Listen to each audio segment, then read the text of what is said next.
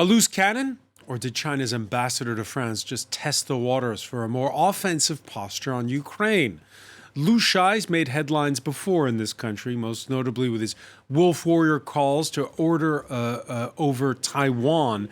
Now come his latest comments questioning not only Ukraine's sovereignty over Crimea, but the very legitimacy of the 14 independent states that peeled off from Russia when the Soviet Union collapsed. The embassy here claims he was speaking only for himself. We'll ask about how that sits in capitals where Chinese diplomats have since been summoned. Brussels, which is torn over trade ties with Beijing, and Kyiv, which has been trying to keep the channels open, but wonders if China looks at Ukraine as Russia's Tibet, Xinjiang, or Taiwan. More broadly, what's lost in translation in the messages Europe exchanges with China's leadership, and how convincing are Beijing's arguments? Today in the France 24 debate, did we just hear a personal view or the party line? And joining us is Jean-Baptiste Monnier, Vice President of the Asia Center think tank. Welcome back. Bonsoir, good evening. We're with André Lozikug-Petri, President of the Joint European Disruptive Initiative, which has an amazing acrimony. Remind us what JEDI is. Hello, François. JEDI is it's the Initiative for Disruptive Innovation. So we are trying to bring Europe back on leadership for everything around technology. So we launch grand challenges on topics which are too risky or too long-term for the private sector. Too risky, too long-term for the private sector. Welcome back to the show. Welcome back to economist and commentator Jean-Paul Cheng. How are you?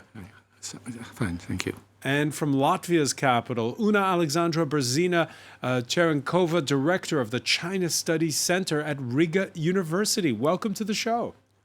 I wish I could have been there with you in the studio, but this is also great. Great to be back. Great to see you. The France 24 debate, where you can join the conversation on Facebook and Twitter, hashtag F24debate. He's alleged to have been the one who blasted on the Chinese embassy's blog how French nursing home personnel abandoned patients to starvation disease. That was in 2020 at the start of COVID. He's picked fights with a French researcher and made threatening noises over French ties to Taiwan. Now comes Liu Shaye's interview on Friday with 24-hour news channel LCI. Monty Francis has more. As war rages on in Ukraine and as Kyiv prepares for a spring counteroffensive, comments from China's ambassador to France have prompted outrage across Europe. Appearing on the French news channel LCI, Liu Shaye refused to say if annexed Crimea was in fact part of Ukraine, then went on to say that countries that emerged after the fall of the Soviet Union, quote, don't have effective status under international law because there is not an international agreement confirming their status as sovereign nations. The comments cast doubt not just on Ukraine, but all former Soviet republics, which emerged as independent nations after the fall of the Soviet Union in 1991. On Monday, leaders from the EU's 3 Baltic nations, Estonia, Latvia, and Lithuania, summoned China's envoys to explain the remarks. To ask for clarification. Has Chinese position changed? On the independence, and to remind him that we are not post-Soviet countries, we were the countries that were illegally occupied by Soviet Union. The EU's top foreign policy official, Josep Borrell, called the Chinese envoy's remarks unacceptable and said the bloc also wanted an explanation. On Monday, Beijing's foreign ministry sought to diffuse the controversy, walking back the ambassador's comments. China's position is unchanged. China respects the sovereignty status of the former Soviet Union countries after the Soviet Union dissolution. This isn't the first time Liu has sparked controversy. In 2021, he started a spat on social media with a French researcher calling him a little thug and a troll. He's also lashed out at a group of French lawmakers considering a trip to Taiwan, which China considers part of its own territory. And we have a further clarification from the Chinese embassy here in Paris. On its Twitter feed, it published a statement in French where it said, the remarks of the Chinese ambassador Liu Shaye on the question of Ukraine were not a political statement, but the expression of personal views in the context of a televised debate. Jean-Baptiste Monnier, were these personal views? Unfortunately, I don't think so. I think that despite the plausible denial that we heard from Beijing, every day China has a chance to show to the world that they support the frontiers of those former Soviet countries. They didn't do that since 2014 when Russia invaded Crimea. They didn't do that at any day since the invasion of Ukraine in February 2022. Every day like today, they prove that, yes, they don't have much against Russia stepping over the frontiers and invading an ex-Soviet country. Do you put this down, Jean-Paul Chang, to Liu Shaye's personality, or was this testing the waters? Personally, there's a Chinese verb saying that the sickness enter through the mouth and disasters come out, And he should have stopped answering if he don't know how to answer the question, because the question was very brutal. I watched this interview. During the first part of the interview, everything was on Taiwan and Sino-French relationship. And suddenly the interviewer, which very famous interviewer, asked him a question, direct, straight question about Crimea. He was, obviously he was very surprised by the question and looking for the answer. And so he could not make. How could he be surprised? This is a seasoned diplomat, former ambassador to Canada. Because the question it's impacting the Chinese posture. The Chinese position on this conflict right now. It should be neutral. So he's saying neither it's Russia nor he starts to say it's very complicated. It's history. But let me ask you, because this is a diplomat we're talking about. Is he acting in an un-Chinese way? Because the Chinese are famous for speaking in euphemisms, always never directly, bluntly saying what they think when they're in these kind of formal situations. Yeah, okay. Just be complete. In his answers on Crimea, he didn't say something excessive. He said something like, you have to think about the history, once it was part of Russia, then Khrushchev, etc. Okay. We knew French politicians going much further than him, on the same channel saying that Crimea is Russian, etc. But casting doubt on the... Sorry. He's a diplomat. He should...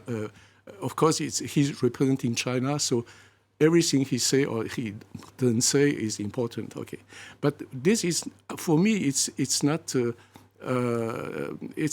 key point. The key point is the sentence which followed about the sovereignty, the doubt about the sovereignty of the ex-Soviet republics. This sentence, he was try to develop a kind of explanation about what he said about Crimea. And I have the feeling that he was thinking in Chinese and recitating some kind of Chinese analysis about all this complicated stuff between the former republic. Because what he said, of course, is shocking for Baltic republics, for Ukraine, and also, but somehow, if you think about Armenia and Azerbaijan, this kind of local conflicts between all these republics, should be some papers inside the party saying that the origin of all these problems. If you speak French, you can see the clip on the hashtag F24 debate. In the middle of that key segment that you described, and I'll put it to André Lozic-Petri. He takes a glass of water because he's trying to cool his. The glass of water is the best part of this whole interview. It's like magic. It suddenly helps him to save him. But indeed, I think Deng Xiaoping died a second time with this interview. This what you said about the famous, understating this capacity of always thinking in allusions and in soft-spoken language has completely forgotten. So I think that it shows several things. One is that at the Ministry of Foreign Affairs, there are probably not one stream, but several streams in China. Probably that is also an explanation. And the second explanation is that I think we should thank to have this kind of ambassador. because China was always, especially for the Europeans, and we can still see that in countries like Germany, a country very difficult to read. I mean, this ambassador has one quality, is that at least he speaks out very clearly, not necessarily the official position, but what some of the senior top brass in Beijing thinks. And I think at least it's making a lot of people not naive anymore in Europe. And I think this is a real test, not for the Baltic states, that for a long time were very cautious and think about the coercion on some of the Baltic states, but for the big countries, France and Germany. But do you take Jean-Paul's hypothesis that maybe he was thinking in Chinese and trying to translate into French? And well, first, I mean, I'm very cautious because I never do personal attacks. But first, we should stop. I mean, we had a famous historian just after the show, on the same show that was invited, and she kind of flattered the ambassador for his very good French. No, I mean, for an ambassador who has been there for a long time, he's not speaking very well. So I think I might give him some kind of an excuse. No, I mean, he has been 25 years in French or French-speaking affairs like in Africa. So I think that might be some of the excuse. But the second thing, I think it is really representative of one part of a very revisionist Chinese foreign policy. Let's call what it is really. And we can see the outrage in the whole of Europe. I mean, it is creating a lot of unity in Europe that we thought we had lost in the last couple of weeks regarding China. How is your French, Una Alexandra? On French TV live, but it's good enough to be able to hear the ambassador's comments and understand them, and of course be amused and outraged at the same time. Again, it's that sentence about the legitimacy of those 14 ex-Soviet states, and it's not just the 3 Baltic states where you're sitting in Riga. 14 nations gained or regained their independence in 1991 with the break of the Soviet Union. We're showing a map here, Una Alexandra Brzezina Cherenkova, like Tajikistan and Kyrgyzstan don't even share a common border with Russia. Is this just a storm in a teacup and it's going to pass, or will these comments linger?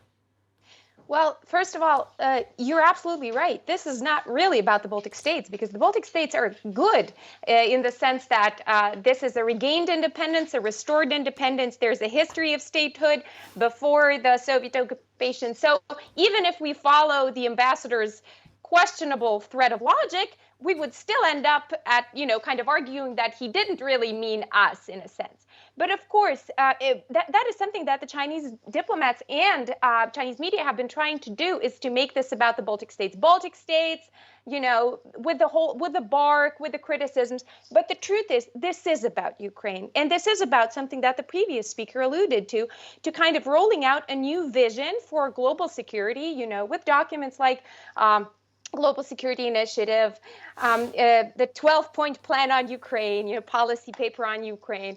And kind of just, so there is something in the air that makes this particularly outspoken ambassador to shape his argument that way. And we've heard it before, of course. The unpacking of the collapse of the Soviet Union is a very preferred topic amongst Chinese academics. And do you agree with André that there's more than one line of thinking in Beijing when it comes to Ukraine?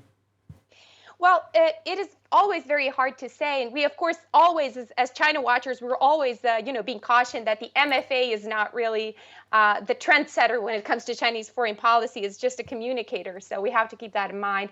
But I'm sure that Beijing is supportive of Russia in as much as it serves Beijing's calls for a new world order, in a sense. So in that sense, I think it's very naive. And this faux pas, or whatever you call it, by Ambassador Shaye proves it again, that it's naive of European leaders to call for China's positive action when it comes to Russia's invasion in Ukraine. Right, because they just don't see it this way. There's China's messaging and there's France's messaging. Emmanuel Macron got roasted, you'll recall, for we talked about it here, I think, on set a few times, for his dovish remarks on Taiwan while he was on the plane home from a state visit to China last month. remarks that coincided with the start of China's naval exercises. They were simulating a blockade of the island. Macron has spent a lot of time since explaining what he said.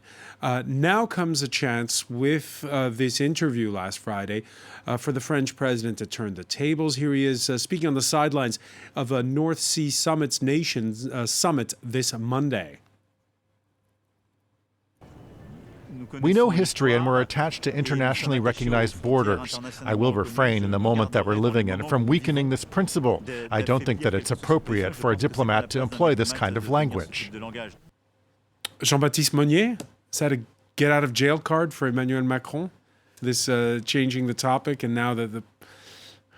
Well, of course, the balance tilts a bit, but of course, it doesn't change the statement that he made about Taiwan, where he doesn't want to be dragged into a crisis in Taiwan that he doesn't control. So these are two different topics. I mean, looking at the Russian states, former Soviet states, and looking at Taiwan, I think that it still is.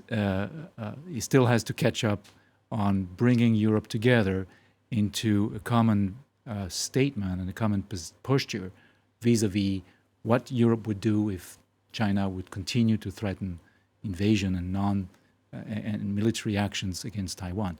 So that is yet to be explicitly said.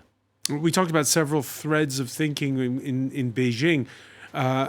Do people in China feel that there's several threads of thinking inside the French government when it comes to China and Taiwan? Yeah, of course. I mean, they saw the reaction here after the Macron's trip in Beijing, and even Shaye in his interview said something that he found very strange. He found normal that the Americans were not happy about this trip, but he found very strange that some Europeans don't like the idea of the strategic autonomy stated by Macron. Now, I just want to come back to the problem of stream and lines in Beijing. No, I don't think so. There is only one line. I mean, everybody agrees that Xi Jinping has a grip on the party's policies, the state policy. And of course, the official line is what they said. And the ambassador made some, undue remark in his interview. And, it's somehow he been trapped in his in this interview, and he said things which are not part of the official position. It's not good for him. Why I say that? Because it's impossible for China to take the risk to challenge the principle of territorial sovereignty, the integrity and sovereignty, in view of her own situation with Taiwan and other, possible secessionist movement within the country. So, of course, I mean, the core behavior of the Chinese diplomacy is insist on United Nations Charter, territorial integrity, sovereignty of the states. That's why I don't believe that it could be a separate line within the party about this point. And what's China's position then on Crimea? Alors, this another point. Again, China want to play some role. I mean, the big game is what? The big game is United States and China. They are trying each on their side to keep Europe as partner or allies. Okay, so it's kind of competition between them, and so. China is betting on the so-called old Europe, Germany and France, and the United States are betting on so-called new Europe. That means the younger countries like the Baltic Republic. They are on the front line with Russia. They are under heavy threat. And of course, they need much more the solidarity, American solidarity and protection. And they are more eager to follow the American attitude vis-à-vis China. So what is the position on Crimea? What's the Chinese position on Crimea? They could not have any position except to say, put this on the table and talk between you. I mean, they could not have any other position, because if they want to play any role, positive role, and not to make the Europe taking distance from China, is to be neutral on this matter. André Lezuc-Piachi? I think first on the point about the lines, I was very clearly she has a total grip on the system, but and nobody knows exactly what is happening within it. But the fact that probably some people, since a couple of years, are seeing this much more aggressive stance towards the rest of the world, with actually damaging Chinese interest itself. I mean, what happened with the ambassador damaged massively the image of China globally. I mean, there's a consensus on that. Could China still play peace broker? So this aspect, of these wolf warriors, these ambassadors being very assertive, this is probably debated in Beijing. That's one point. The second thing is we often see China as a monolith. We can see with this ambassador, probably trapped, maybe, I think that's a bit an easy excuse for him, because let's not forget he did that on Crimea and on the former Soviet republics, and I know the Baltics hate to be called like that because they are not, but and they're right but let's not forget that almost in the same sentence, he denied any of the millions of victims of the Mao era. So this was not a second faux pas. I mean, this was a succession of absolutely blatant lies by this ambassador. So let's call it how it is. So it's not an accident. So I think you have this very aggressive posture, and I think there's also a bit of testing. I think clearly they know where the Americans stand, but they are not clear how far they can go in some of the European countries. And I think it's a real test for us, the French, the Germans, the Europeans, not to be necessarily in an aggressive way, not to be in a vassalist aspect, as the president was fearing, but can Europe really develop a strategy towards China on its core principles? That is really going to be the test in the next couple of weeks. Let's play a game called Confuse the Viewer. After Macron in China last month, it was the turn of Germany's foreign minister to travel to Beijing, where she called out aggressive behavior, that's her quote, and human rights violations. The Green Party's Annalena Baerbock, who's kind of become, since that trip, the darling of China hawks for statements that she made, like the one last Wednesday before the German parliament. China is Germany's not most important, but biggest trading partner. We want to collaborate in whichever area possible. But we also don't want to repeat certain mistakes. We don't want to be naive, thinking that trade equals change, or that trade would be a geostrategic strategy. Except it's not the Green Party that decides German foreign policy, it's the Chancellor, and he's from the Social Democrats. So you heard André talking there, Jean-Baptiste Monnier, about how we need a concerted European policy when it comes to China. Do we have a concerted German policy when it comes to China? It's a good one. Gosh, I'm not an expert on German politics, I have to say, but Ms. Baerbock did indeed show a contrast, not just with Macron, I agree with you, but also with Schulz on his first trip. And there was a lot of debates when Schulz went to China, right after the 20th Party Congress in November, I guess it was. And yes, I think this weakens Europe. I think Europe has a strong stand. There is a $300+ billion surplus between China and Europe. China needs Europe. And so we should be strong together and bring up this argument amongst our leaders, yes. But I think time is running out. I will give you one example, which is really a shock also in Germany, which is since a couple of days, a lot of CEOs of automakers came back from the Shanghai Auto Show. And they were shocked actually to realize that what used to be their first market, I mean, Audi was the first brand for a long time with almost 20% of new sales. They are not anymore. The first seller of new cars is now BYD. A Chinese company. So things are accelerating very quickly. I remind you that President Macron was welcomed in China with a talk about a possible ban on rare earths, which is so critical for our green transition. And it's very interesting. The European leaders are today in Ostende. Yeah, they were in the north. To talk about especially offshore and renewable. The goal is to make offshore wind 25% of the energy production in Europe by 2035. This is a very ambitious goal. If you want offshore windmills, you need rare earth and especially permanent magnets. 97% of them are made in China. So I think the strength of Europe is currently true, and you're totally right, but this position of strength will not be the same in a couple of years. So probably we have a relatively short timeline to make up our consensus among us. Jean-Paul Chang? Yes, I believe that.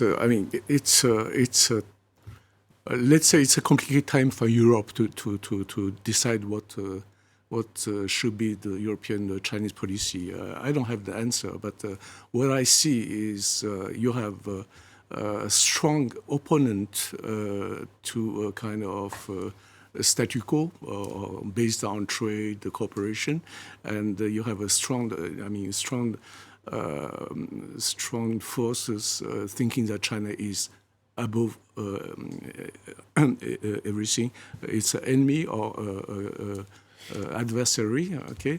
And then they go to some extreme statement like European Navy should patrol the Taiwan Detroit. I mean, we heard that from Mr. Borrell a few days ago. So this one tendency, okay? On the other side, you still have people like Macron or Scholz representing all the part, but still the main part of the European economy compared to the new economy, and they tend to try to quiet down things and not to be extremist. And we're just watching this struggle. And you have a kind of when Macron came back, including the French media, challenged him on an ideological basis above everything, saying that it's democracy against autocracy, etc.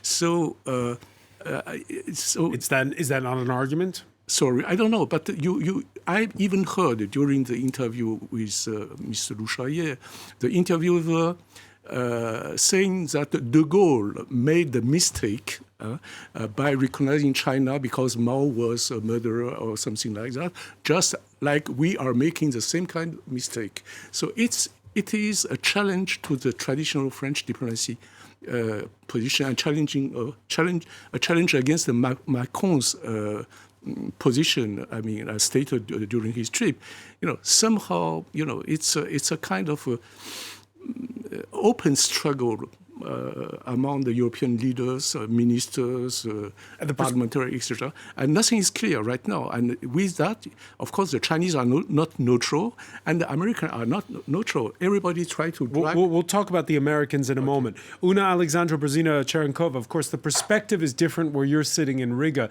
Probably even more so in Vilnius. We heard that clip of the Lithuanian foreign minister in that report at the outset of our conversation. And Lithuania, which has strong trade ties with Taiwan, how nervous are people where you are when they see this, testing of the waters, this showdown? Probably not as nervous as they would have been had this comment been said immediately following Russia's invasion in Ukraine on February 24, 2022. But still, and this is where I want to, go back to a couple of things you already covered. So pardon me, but first of all, I want to go back to the point that this is not really about the Baltics. The comment is about Ukraine and just about sovereignty in general. And I would like to push back against Professor Chang's comments there that this is kind of, this position. It's not okay to say that Crimea is historically Russian or that Crimea is not fully Ukrainian. It's not okay to say that. So that's what this is about. Now, another thing that China uses when China speaks about the sovereignty is legitimate security concerns, right? So no, we cannot infringe on other nations' sovereignty. But there's also legitimate security concerns that pushed Russia to act or pushed Russia to the wall. So I think that is a very murky, and this is not my idea, by the way. This is something that my colleague Moritz Rudolph has been writing about. So credit goes to him. But basically, we need to focus on what do these legitimate security concerns, quote unquote, really allow big nations to do. Another thing I want to push back on is that Europe is being torn between the U.S. and Chinese vision. I think we should stop looking at ourselves as kind of lacking in agency in a lot of ways. I think there is an EU path. And it is not extremist. And I think it has been very well laid out during Ursula von der Leyen's speech at Merix before she went to Beijing. De-risking, all these kind of new catchwords that we can work with and that leave space for some cooperation with China even. Another thing is that it did receive pushback from the Chinese ambassador to the EU, right? So China wasn't happy with everything said in that speech. But I think that just shows that we do have a framework, a European framework. Ursula von der Leyen, as we know, did not mention the US once in her speech, right? So we do have a distinct European path. The question is if we can follow that. Andre, you're Franco German. Do you agree with that effectively Europe is less divided than it seems when it comes to China? No, I think the point which was made is that Europe is developing its own views, and I kind of agree with that. The big challenge I have to Ursula von der Leyen's speech, and I agree with Alexandra Bazina, is that all the words inside were the right ones. I think it was a little bit tactical before that it happened just 5 days before her trip, where basically one was playing. She went with Emmanuel Macron, and the other one, the bad cop, was a little bit played. The question is, I don't really care about speeches anymore. What I just see in reality is that Europe is doing exactly the opposite. When we are doing the Green Deal, we are increasing our dependency to China massively. And there are these the companies that help to make the components for these wind turbines, for these offshore wind farms. They're saying they want some kind of EU industry strategy. Otherwise, we're going to be importing key parts from places like China. Absolutely. Is that possible? Well, today, with the current dysfunctional strategic mindset and execution mindset in Brussels, but also fueled by member states who cannot agree. I mean, you talked about France and Germany. France and Germany are in no agreement whatsoever on any energy topic. I mean, energy, be it hydrogen, be it nuclear, be it energy grid, etc. So imagine the difficulty there is. So I have a lot of, feelings for the poor commissioners who are trying to make a strategy of that. But again, we need in Europe, the words are the right ones, but we need to put not an aggressive stance, a strategic and execution-driven stance. Because the world of tomorrow will not be made of people who have the right vision. Yes, they need that, but they also need to put these words in action. And today, Europe is absolutely incapable of having a consistent execution plan on its major strategies. All right, a split jury on that. I promised Jean-Paul Cheng we'd talk about the United States. It's not just Europe that's being asked to choose sides. The Financial Times reports that when South Korea's president visits the White House this week on Wednesday as part of a state visit, that Joe Biden will ask Yoon Suk-yeol to avoid filling the gap should China ban U.S. chipmaker Micron. The U.S. has asked Seoul to encourage Samsung Electronics and SK Hynix to hold back from boosting sales to China if Micron is banned. Jean-Baptiste Monnier, your reaction to that? Okay, so we have a export control that was decided by the United States in October last year, and this is really impacting China. And the first thing we want to say, I think we should say, is that we are dependent, as you said, Andre, and others here, that we are dependent on China on a number of materials and technologies. We are even more dependent on Taiwan for semiconductors, just like the rest of the world is. And despite the fact that we try to build plants in Europe, it will take longer to build those plants than it is to refine my rare earths. So how do you handle the Chinese then? How do Europeans deal with the Chinese? So in this case, China is on thin ice. They tried to react, and they had some threats about rare earths, and they have some threats about Micron these days. And the Americans are kind of plugging back, but essentially, they are not capable of responding to this intense export control that the United States has applied, whether it's on Huawei, whether it's now expanding to a number of companies in the entity list that they call them. This is hurting, and I don't think that the threats from blocking Micron is going to help, is going to change any posture from the United States. This is bound to last. It may expand. It won't change a posture from the United States. Will it give China pause for thought about banning Micron? Well, they can ban Micron, but this is posturing. I don't think it'll be very effective. I mean, their memory, YMTC, their memory manufacturing companies are not really at that level. They will need Micron more. So they ban it, but it's posturing. Banning, but it's posturing. So a lot of it is about playing to the gallery. You say, speaking of playing to the gallery, we saw Brazil's president visit China after Emmanuel Macron. Lula, who rolled out the red carpet last week for Russia's foreign minister, he called for peace talks without acknowledging at the time that Moscow was the aggressor. Now, though, Lula's on tour. He's in Portugal and Spain. And here you see him. It was earlier this Monday at a business forum in Porto with the Portuguese Prime Minister. And the message has been honed to for his audience. Gone are claims of U.S. provocation.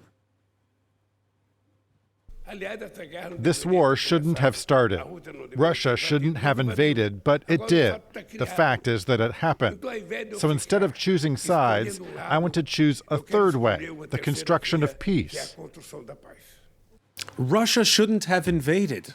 Andrei Lozikuk-Petri. Yeah, this is a big disappointment. Remember, just a couple of months ago, we were all very happy to have, many of us were happy to have Lula back in track. And I think indeed the previous holder of this post. But here we see probably, I don't think it's very strategic even from Brazil, this incapacity of choosing sides, trying to mitigate China and what I would call the West. I think we saw with these remarks of the ambassador and now this very difficult position of Lula that actually this war is actually, and Ukraine is making this fragmentation of the world really happening. And so I think denying the fact that we here really have a conflict between two, what the Germans would call Weltanschauung, so two visions. Can we have the same capacity, what our colleague said previously, do we have sovereignty equal for countries, whatever their size, or will it be the right of the stronger one, which basically is a bit implied by Lula himself? This is really something we need to engage in and to be clear that is happening under our eyes.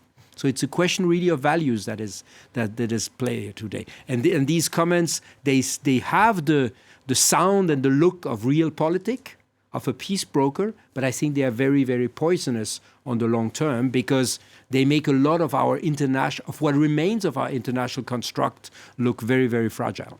Una Alexandra Brzezina-Cherenkova, the difficulty is that we're anticipating a big spring counteroffensive. There's going to be more fighting before there's any peace talks, no matter what happens at this point. Is it too early to contemplate what the basis for some kind of negotiation would be? I think that we should follow the Ukrainian lead on this, and they're great communicators, so we should definitely not go ahead. I think one thing is where we can preempt and preact, and that's in investing in Ukraine, rebuilding Ukraine now. I think that's something that has been communicated by the Ukrainians before. Don't wait, act now. Don't wait for peace that could come in any form. Don't talk about it, but act, support us, invest in us. So I think that's one thing we can do. But if we go back to Lula, then absolutely, you said it's some of it is for the gallery. The question always, where is the gallery? Is it the gallery domestically at home in Brazil? Because it feels like that's something that he's doing. He's fulfilling the promise to his voter, right? And he's really cautious about taking sides here. It's very sad to hear. But at the same time, of course, it is no surprise that this is also a result of a very targeted approach by by Russia, which is backed by China, to convince the quote-unquote global south, or whatever you want to call these very diverse countries, but who do share grievances over the West, that there's more to the story, that Russia was provoked, that Ukraine doesn't have any agency, should not be defending itself because it's a proxy for the US. This story has had remarkable success, regardless of the fact that it's absolutely unfounded, has had remarkable success in many countries across the world. And us, Europeans and the European Union, who have a big budget for strategic communication, should start acting on pushing back against this narrative. And let me ask you, Alexandra, China was Ukraine's #1 trading partner before, once upon a time. Should Volodymyr Zelensky still be hoping for that phone call from Xi Jinping that has yet to materialize? I think Ukraine has been very smart here. So they haven't alienated China. They haven't directly spoken out, especially after Xi's visit to Moscow and the visit of the Chinese Minister of Defense and meeting the president of Russia, which also is the president, for 3 days and first out-of-country visit. But of course, aside from the comments by Shaye, but this ground we've already covered. But I think the Ukrainians also are beginning to understand that China is just not willing to talk to them at this point. And there's an interesting point made by my colleague Marina Rudiak, by the way. In some of the Chinese documents, we see the critique towards the so-called color revolutions, right? And so on one hand, there's sovereignty, but on the other hand, color revolutions, quote unquote, are a bad thing in the Chinese worldview. And so if you stretch it a little, you can actually argue that they see that the current Ukrainian government is a result of such a quote unquote color revolution. And so that would delegitimize this government in their eyes. They're not saying it outright, but they're sure are acting upon it. I hope that's not true, but we have to keep this in mind. Jean-Baptiste Monnier. Yes, Francois, on the China-Ukraine relationship, I'd like to remind our viewers that in 2013, Viktor Yanukovych, the president of Ukraine, went to Beijing to meet with Xi Jinping in December. They signed a comprehensive agreement. Alexandra is right, there was a number of business issues, but there was also a 25-year agreement signed by Xi Jinping to protect Ukraine against nuclear threats. And I would like to remind the Chinese of their signature, and perhaps this is a lesson we should learn. They've made noises that that's a red line, and that they will, and that they won't tolerate you. Every day, every other day, Vladimir Putin expresses new nuclear threats. No, we are straight in this agreement. Absolutely. A fragmentation of the world were the words I think that André used a moment ago. Jean-Paul Chang, you agree that even when you're trying just to talk about EU-China relations, Ukraine somehow gets in the conversation these days? Yeah. That's why, the Chinese have been insisting, it's shocking for European ears, that they're insisting that the Ukraine crisis not should be the only problem between Europe and China. They repeated yesterday again, okay? And about the relations and what China can do in case of negotiation in favor of Ukraine, I just remind the history that Chinese intervened against the Russian intervention in Poland in 1956 when Gomulka... In Hungary? No, in Poland. There were demonstrations in Poznan. Hungary is later, but in Poland, Russians want to intervene to crush the movement. And the Chinese Communist Party intervened in Moscow to prevent Russia say, we are against. And finally, the Russian didn't crush it, and Gomulka came to power. That was how long ago? But at that time, they were very, very close, Moscow and Beijing. What I just want to say that it's not impossible, and we have the past experience, that China can have some influence on Russia in some circumstances. And personally, I still betting on the fact that the Chinese could play some role to refrain Russia from going too far.